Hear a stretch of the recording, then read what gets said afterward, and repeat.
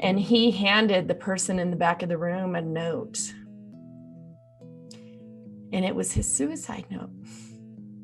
He was planning on taking his life that night, and he had 2 little boys. That voicemail saved him. It saved his family. It saved his community. Welcome back to Happiness in Progress. I'm your host, Danielle Craig. I'm an Emmy Award-winning journalist, a mom, wife, and you know what I like to say, just a person looking for more joy in the everyday. This podcast is brought to you by the Mail Tribune. You can find more podcasts at mailtribune.com. This episode and this conversation is so powerful, and I'm so thankful that I get to introduce you to Kristen Christy.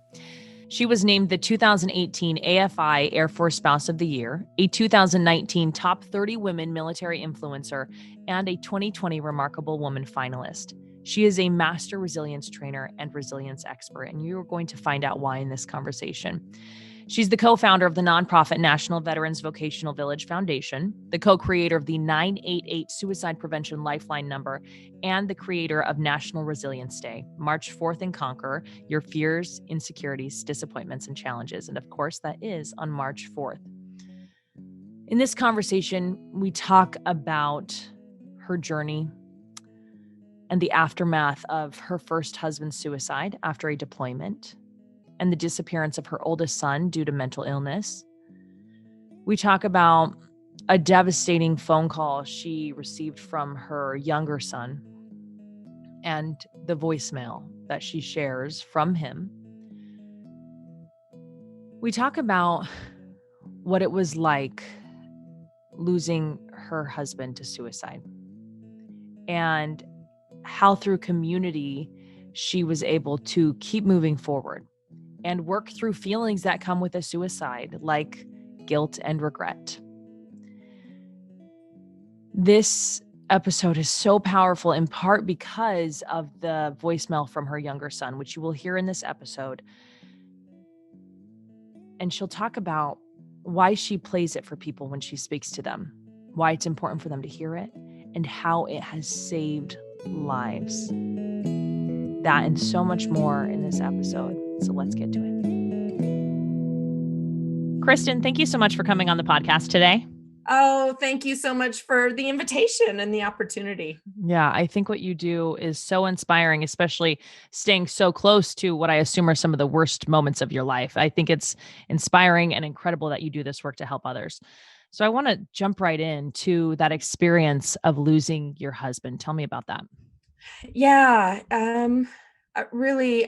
I never in a million years thought I would be sitting here talking about suicide and the aftermath and the hope that we have when we come together as a community.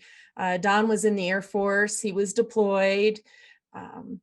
He was gone for 4.5 months. He was second in command of the Baghdad airport. And so we heard about Toby Keith coming through on a USO tour, and Ted Nugent and the Secretary of Defense coming for a tour. We didn't get the nitty gritty. And when I say we have 2 boys, and we heard the fun stuff when we did. It was 2004. So it was before Skype. It was before people could do the Zoom overseas and things like that. So when we heard from him, it was really a special time.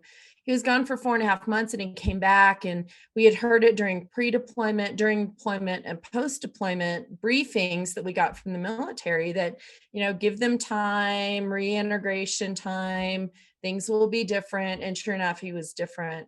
I say that post-traumatic stress, PTS, was a stowaway when he came home. Mm-hmm. And our family just kind of broke apart. Our marriage was on the rocks, trying to navigate through that whole process. But little things like his fingernails were bitten down to the nubs, which they hadn't been before.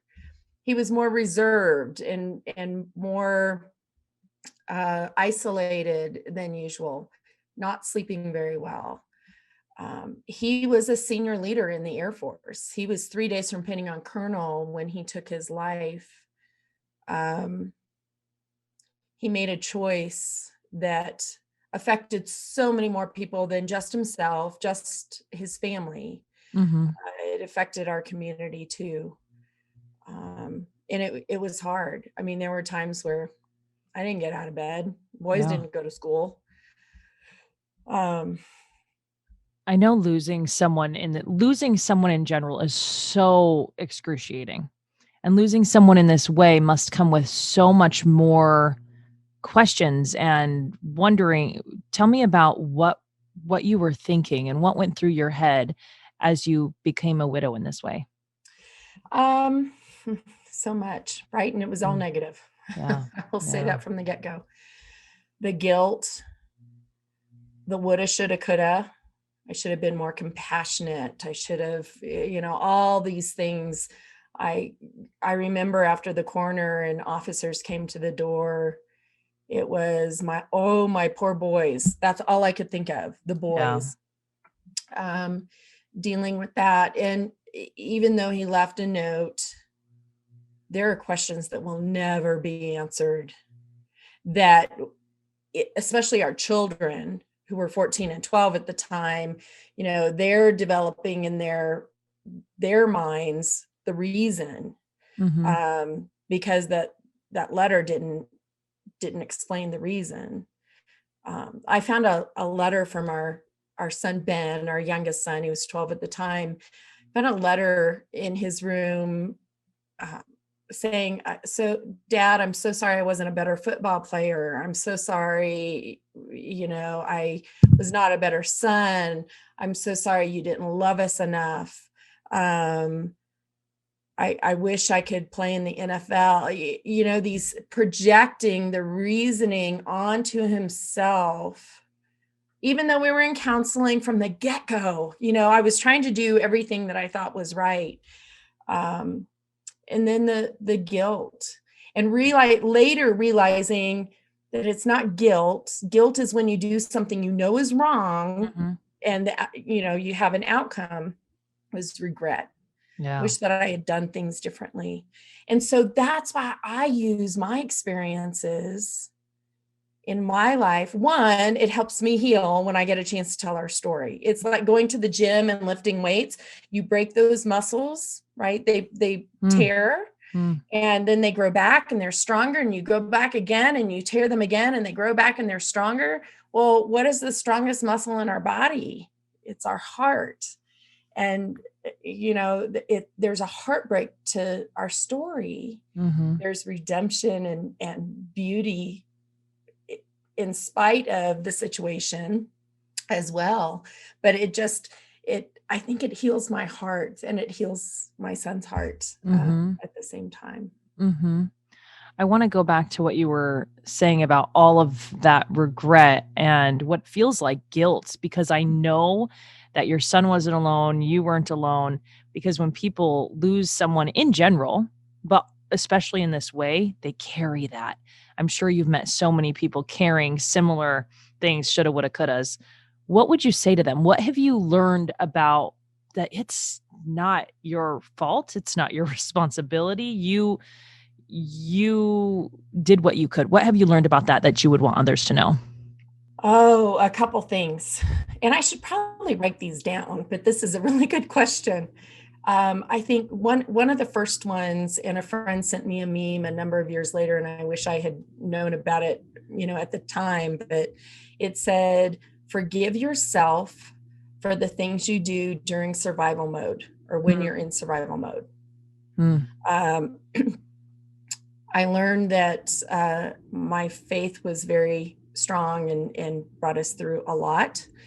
That I am stronger than I really think I am. And I mhm, think we as human beings are.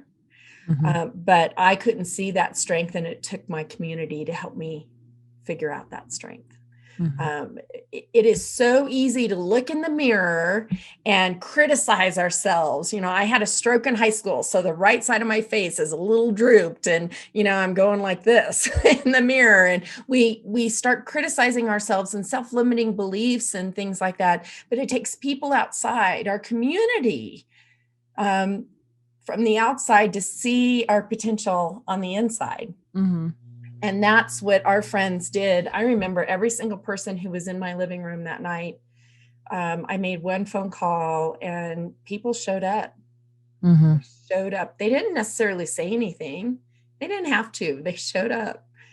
That's And that incredible. was pretty powerful. We knew that we had people we could count on for those really, really hard times. Mm-hmm.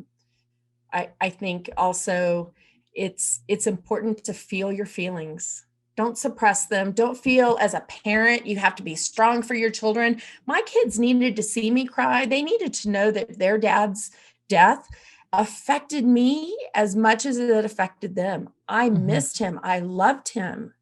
Even though our marriage was broken and we were trying to fix it,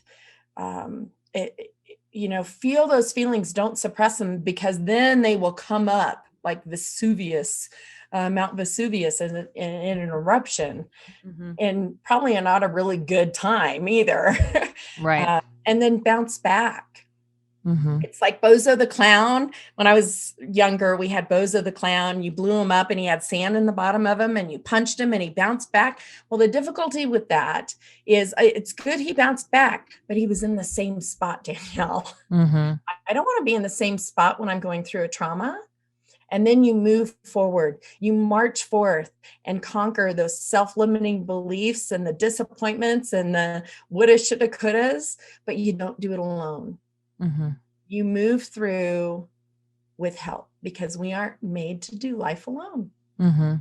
How did your community help you know that you weren't responsible for this? Repeat. Yeah. Right? Yeah. Yeah. And it was it was friends just repeating, Kristen, this is not your fault. Now, I will say that his family blamed me. Mm-hmm. There were enough people that blamed me for his suicide. And death does weird things to people, right? We've all experienced that. It's the grief. And I've had to get over that. But when my friends would text me just that they're thinking of me, that they're thinking of the boys, they would bring dinner over. One of our friends actually, she took her two boys out of school. Her boys were my boy's best friend. They stayed with us the first 3 nights. Wow. And she actually slept on Don's side of the bed so it wouldn't be empty. It's incredible what your friends did. They showed up. And it's so easy for us to do. Mm-hmm. We all go through adversity, and it's not that I want people to compare their adversity with my adversity or anything. We've all experienced a 10 out of 10 on the pain scale. Mm-hmm. We have that empathy. My friends call me the emotional support human instead of emotional support animal. Well, that's what your friend was doing. I mean, just being there on that side of the bed, that was exactly what she was doing. Yeah. It was, I had another friend that took my cell phone, and she said, look, if you get a phone call from someone, it's important. They need to, have some questions answered and all that. I will let you know, but otherwise I'm taking your phone and I'm taking messages for you. And I'm thanking people for calling and texting. And another friend wrote everything down, and then she went through and did thank you notes, and I was able to sign the thank you notes and get those, just little things like that. Whatever we feel comfortable doing, we show up, we do something, not say something. Right. Sometimes you can just say, I have no words for you, and give them a hug or be there. And then be intentional. Remember them 30, 45 days after whatever the adversity is. And it doesn't have to be on a birthday or anniversary of the tragedy or wedding anniversary or anything. The best ones are spur of the moment. So you've done this. We're gonna bounce forward to the future from when this happened, to what you put in place, this gathering a whole bunch of friends and having people write letters in different months to make sure that person is loved throughout the year. Can you tell me a little bit about that? Because I thought that was just incredible. Yeah, I really encourage people to be intentional. And when someone comes to your thoughts or to your heart, there's a reason for it. And I really want to encourage people, stop what you're doing. If you're driving, pull over. I've done that a number of times. I have postcards. So mail is so expensive. Postcards, 35 cents right now. I have postcards in my glove compartment that are stamped. And I will, if someone comes to my heart, I will stop, I will pull over, I will either text them if I have their cell phone number and they're in my contacts, or I'll write them a postcard and plop it in the mail. I mean, it's so nice. I know a lot of the mail that we get at home is junk mail. To get something in the mail that someone personally wrote and took time to think about. But it's also sometimes if you notice someone's birthday or an anniversary, or for instance, I have a friend whose son was killed in a car accident, and she remembers the time that they had to take her son off of life support. So I put it on my calendar for the day. Then when that day comes, I set an alarm, adjusting for time zone for the exact time. And I text her. Why does it matter to be showing up for people like this? Because there are times when we feel alone. We're the only ones going through it. Woe is me. It's just, I think it's human nature, but it doesn't take much time to show someone that you care, that you're there for them. Even if you're, countries apart, time zones apart, miles apart, blocks apart, it doesn't matter. But when you can let someone know. I will even say that every morning I go through my contact list, and it's pretty extensive. I put people's contacts, when I have them, and I'll just zip through, and it's like throwing a dart, and I'll stop and I'll text that person, and I try and put notes on their contacts. But one time I texted my plumber. And my plumber said, Kristen, I think you have the wrong number. And I do add my name in case they don't have my number in their contacts. I add my name, and he said, I think you've texted the wrong person. I said, no, I meant to text you. I want you to know I appreciate you being our plumber because you're there for us when we need you. Because who really needs a plumber on a regular basis, right? It's in an emergency. What was his response? He was actually blown away. So he actually called me. We stopped texting and he called me, and he said, I really needed to hear that. I didn't care who I heard it from, but I really we are all going through tests in life. Vernon Law, the athlete, has a saying that I love. Life is the tough teacher. We get the test first, and then we learn the lesson.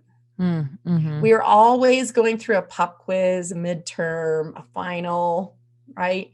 But when we can have tutors who have been through something similar to help us through those lessons. And so it just happened that I wasn't necessarily his tutor through his lesson that day. I was more his cheerleader. Yeah. You can do it. You can do it. When I think of any time I've gotten a card out of the blue, it's always been the perfect timing. It's always been the day that I needed to hear it. And it's just so incredible that can happen.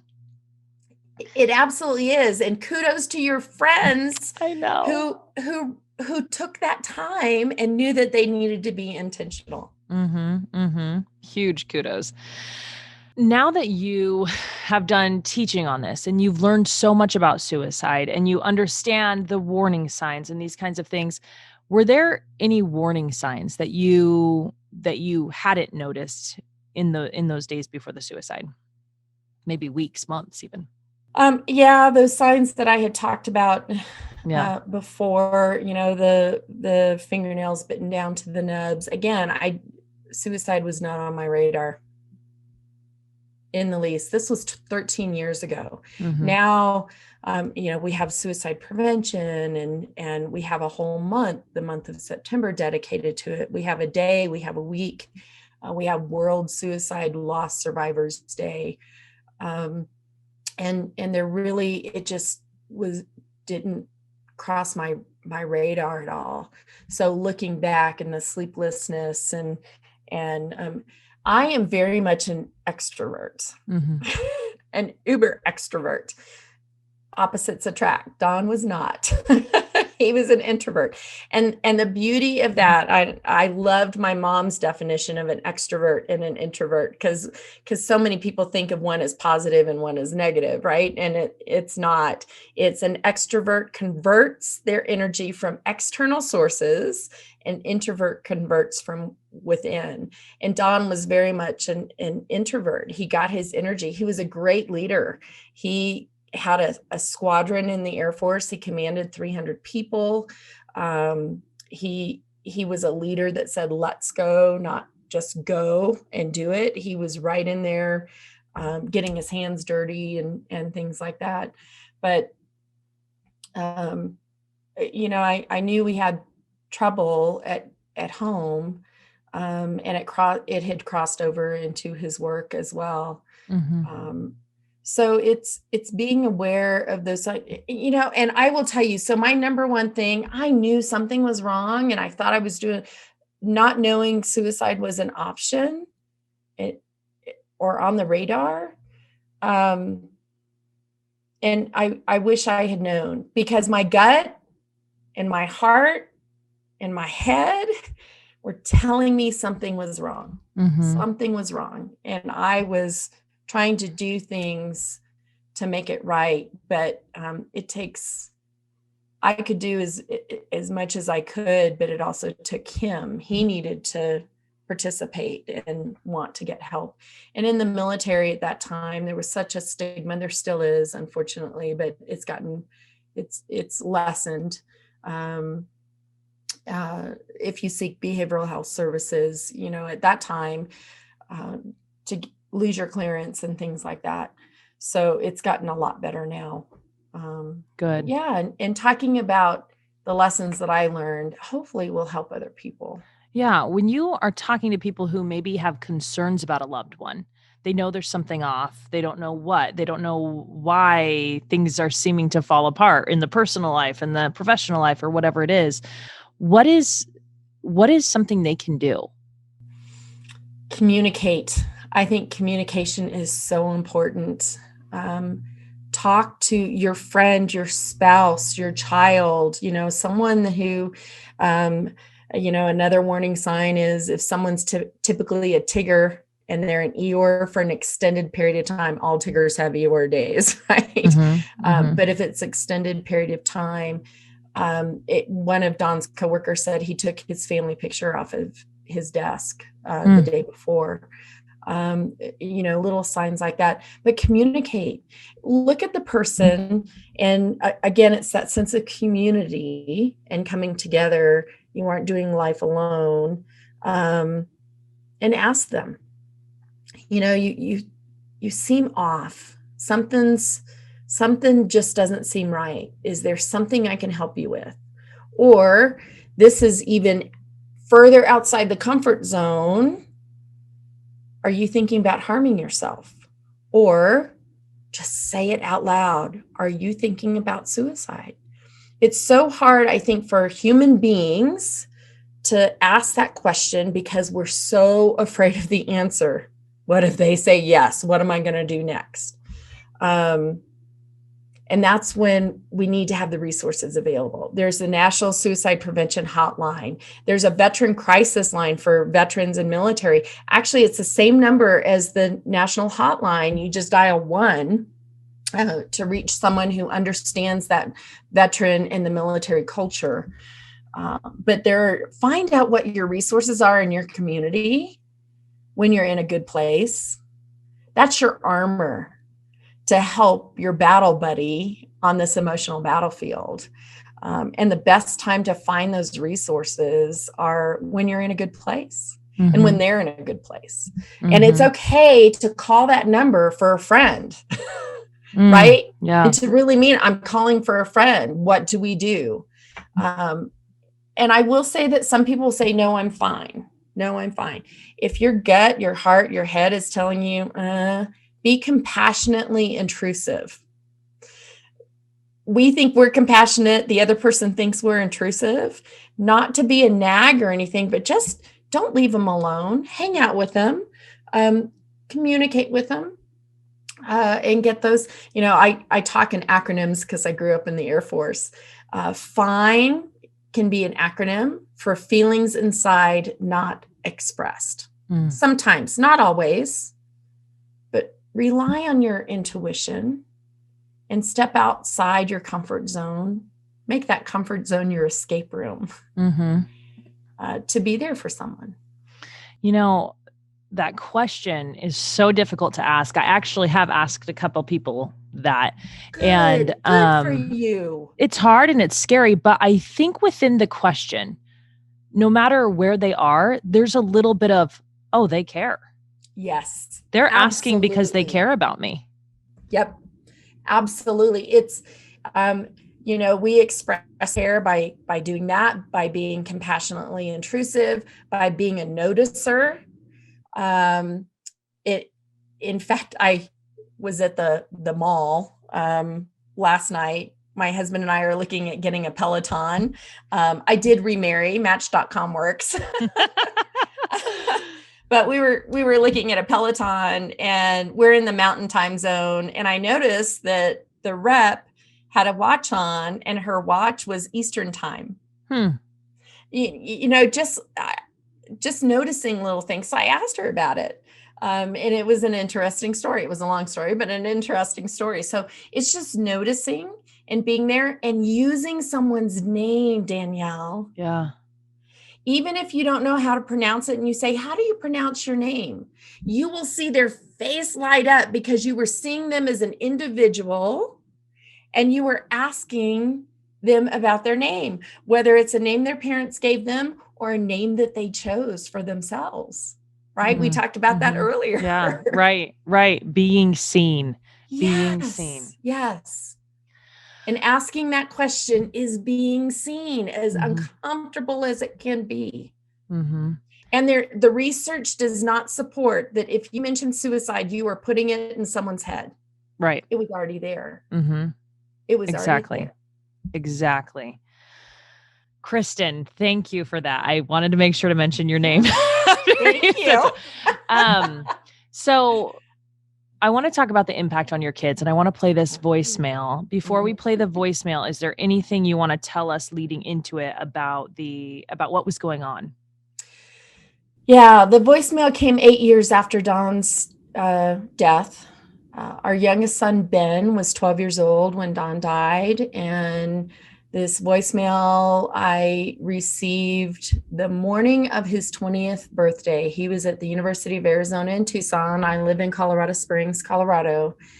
And I woke up and had this voicemail from him. And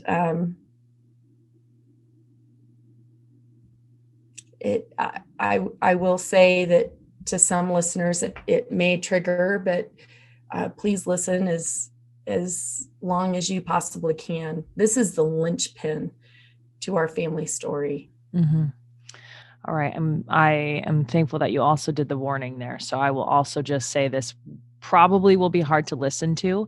And we'll talk about the reason you share this voicemail and the impact that it's made and how powerful it is in keeping people here and connected to the people who love them. I miss Dad.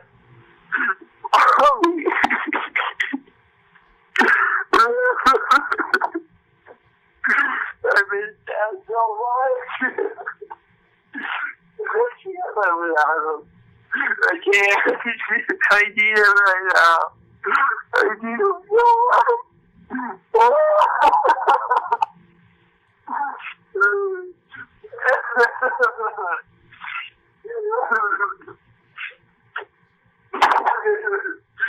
just need someone right now, Mom.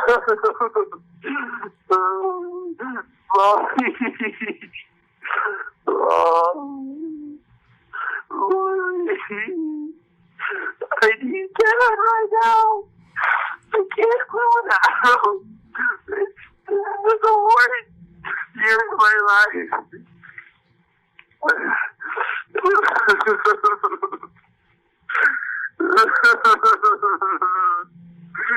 Mommy, I'm not okay. I'm not okay right now, Mom. I really need help. I really need help. I really need your answer.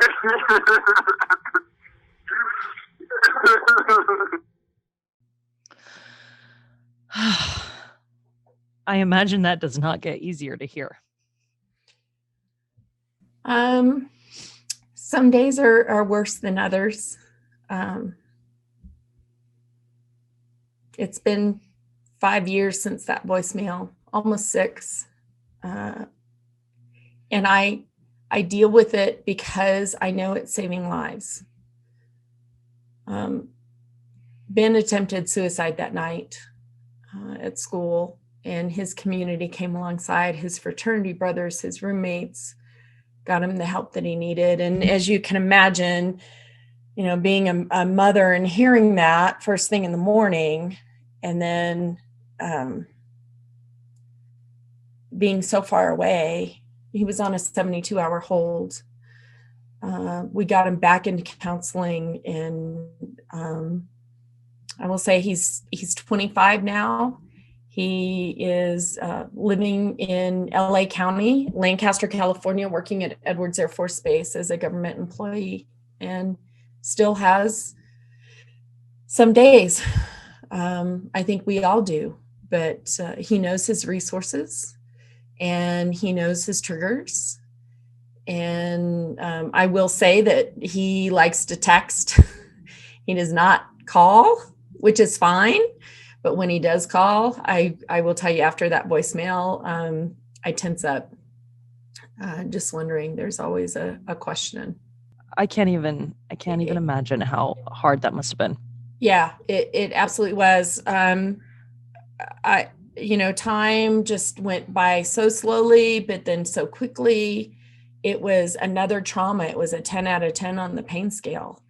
I was angry. I was angry at Don. I was so angry. I'm not a counselor, but suicide's been contagious in our family because of that. And that's a risk factor. When someone has dealt with a suicide in their family, we hear it a lot of multiple people within a family taking their life. And it's a moment. It's a moment. And that's why being intentional and showing up for a friend when your gut is telling you, you may not see the signs. And luckily he had his friends there, and I was able to communicate with them. And those young men have become, I'm Mama Kristen. They have another mama. When you play that voicemail to groups of people, what is the response? There's emotion in the room. And I will say, since COVID, I've done presentations in these events via Zoom, and I try and be as authentic as I do on stage or in front of a room. Feeling the energy from the audience during that voicemail is what keeps me going, because I can almost feel a heart breaking or multiple hearts breaking. And I've had people walk out of the presentation. When I am scheduled to present, I always make sure that the event planners have someone in the back of the room or multiple resources. We take the opportunity to make it a resource fair as well. Yeah. And have the suicide prevention or resiliency group or chaplains or pastors available, or counselors in the back of the room, because I don't want someone to walk out and not be caught, right? I want someone there, a professional.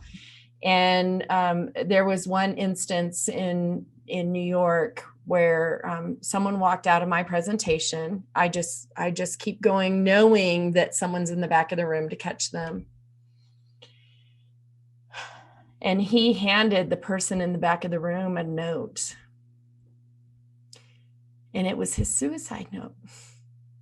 He was planning on taking his life that night, and he had 2 little boys.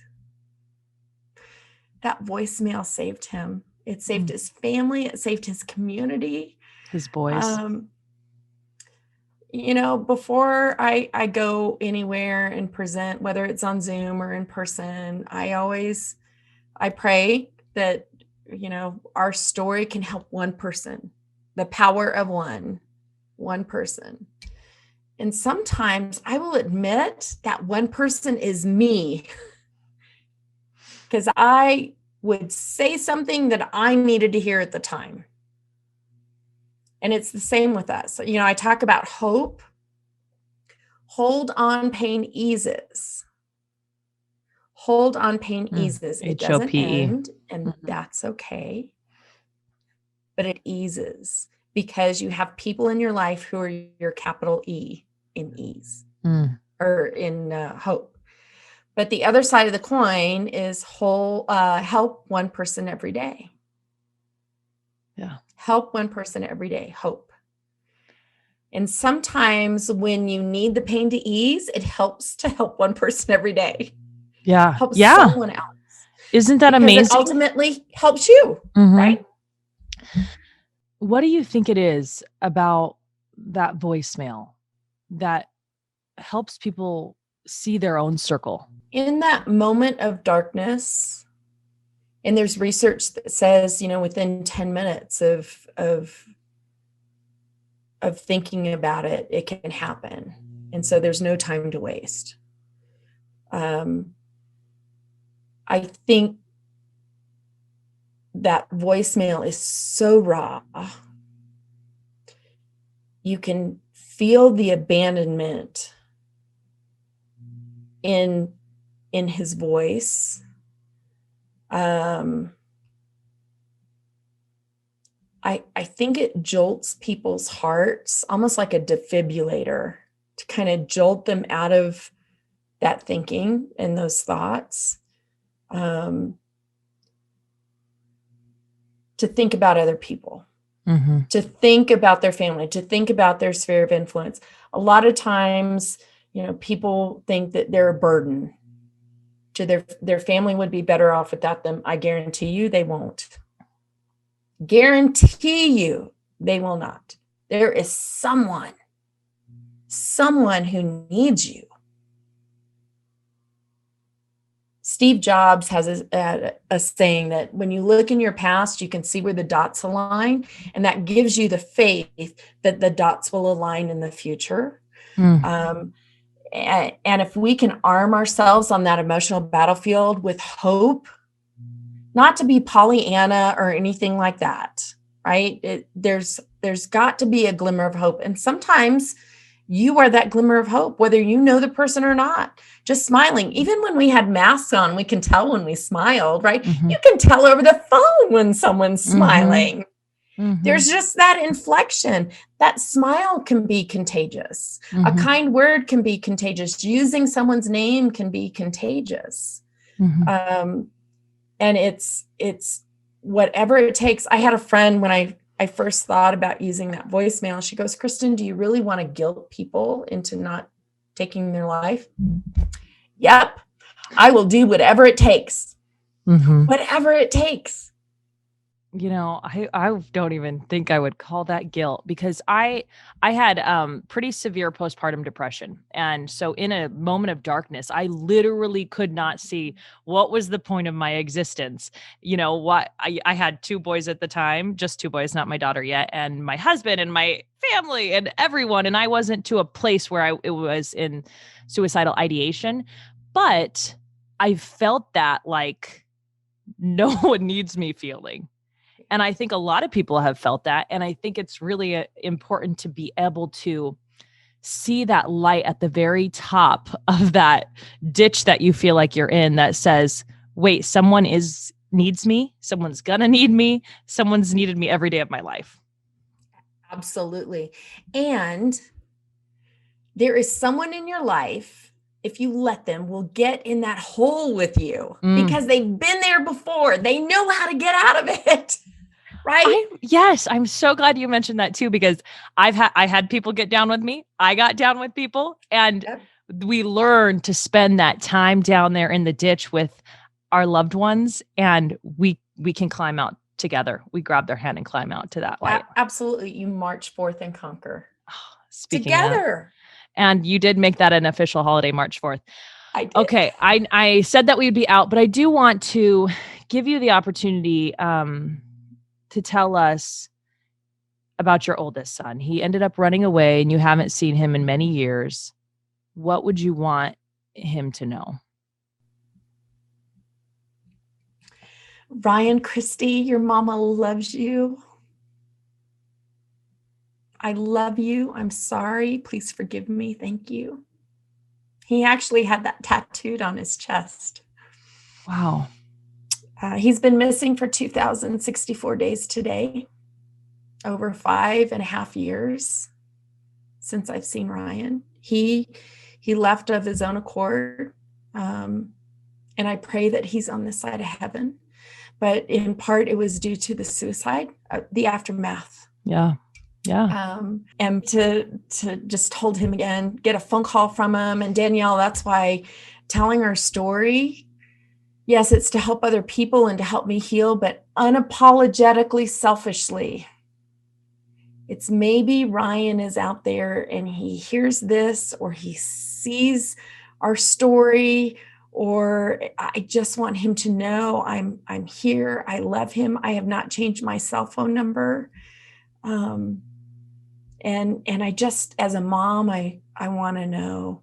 I want to know. No judgment. It's a lot like the prodigal son, right? Of that I grew up with.